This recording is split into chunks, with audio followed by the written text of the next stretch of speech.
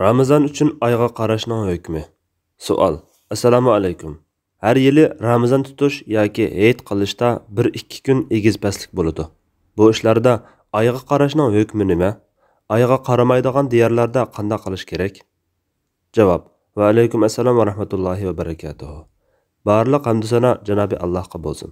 Shundaqla payg'ambarimizga, oila tavobatlarga va uningga toki qiyomatgacha ergashganlarga durud salomlar bo'lsin. İslam tariximizda oyga qarash degan bir an'ana bor.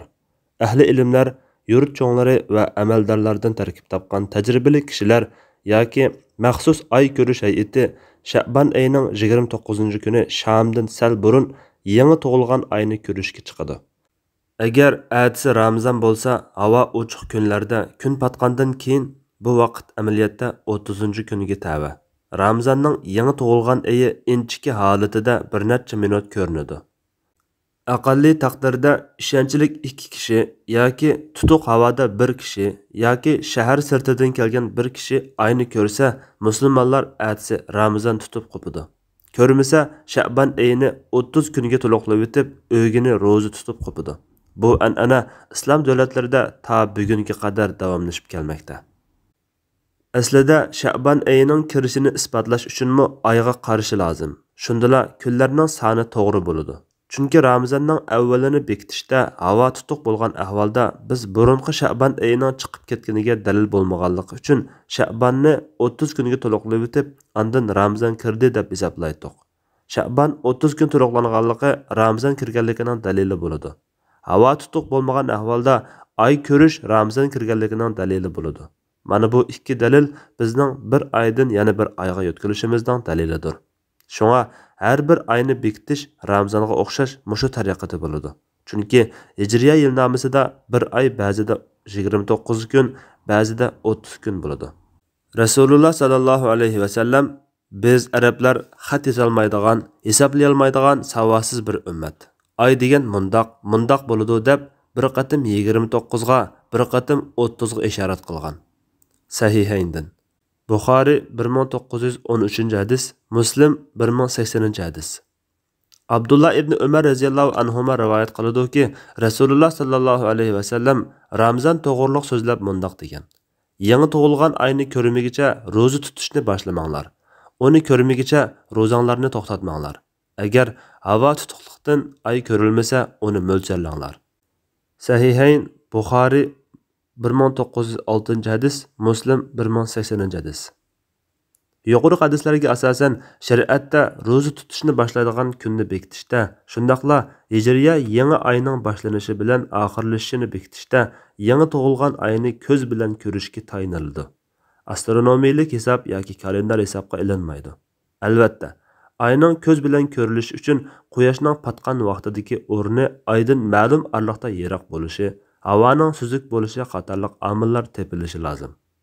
Oyni ko'z bilan ko'rishni hisobga olishdagi hikmat shuki, vaqtga aloqador bo'lgan namoz, ro'za va haj qatorliq ibodatlarni islom dinimiz ko'z bilan ko'rishdek hissiy ishlarga bog'lab qo'ygan. Masalan, kun chiqish va petish, oy tug'ish qatorliqlarga o'xshash bu hissiy ishlarda bilimlik yoki bilimsiz, shaharlik yoki sahrolik bo'lsin, hamma insonlar o'xshashdir. Shundaqla fan texnika taraqqiy qilgan yerlar va zamonlar bilan taraqqiy qilmagan yerlar va zamonlarmi o'xshashdir. Bu islom dinining abadiy va dunyoviy din ekanligining alomatidir. Yangi tug'ilgan oy dastlabki kunda ba'zi joylarning osmonida ko'rinsimi, yana ba'zi joylarning osmonida havo tutuq bo'lishdek turli sabablar tufaylidan ko'rinmay, ikkinchi kuni ko'rinadi. Oyning ko'rinish yoki ko'rinmasligi ro'za tutish qatorliq bir turkum ahkamlarga ta'sir ko'rsatadi. Shunga davomli oy ko'rish jihatda qarash o'xshashmasligi maydoniga kelib turadi.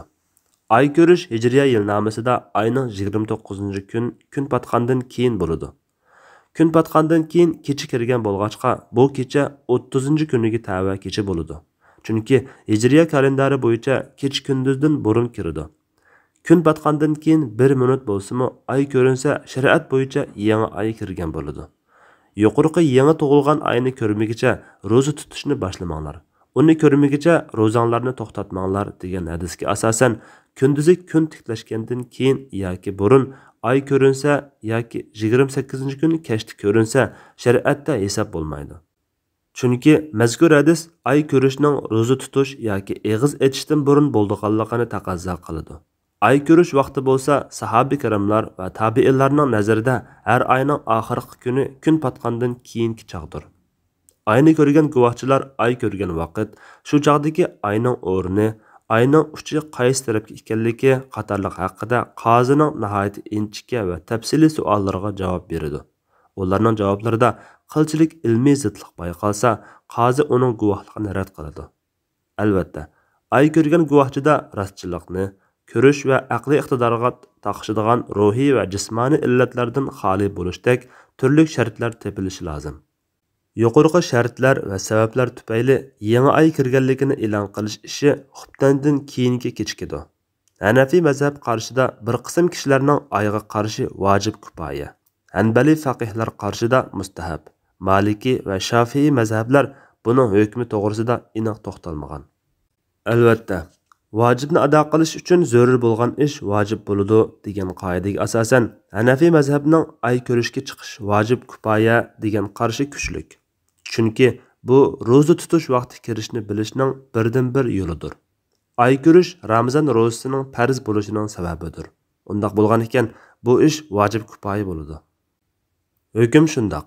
Lekin diyorimizda ayga qarash hay'ati bo'lmaganlikdan ularga boshqa ay ko'rgan islom allariga ergashish muayyanlashadi. Vallohu a'lam. Fatvoda doktor Abdul Aziz rahmatulloh 2015-yili 6-oyning 22-kuni 38 nomerli fatvo 2-tom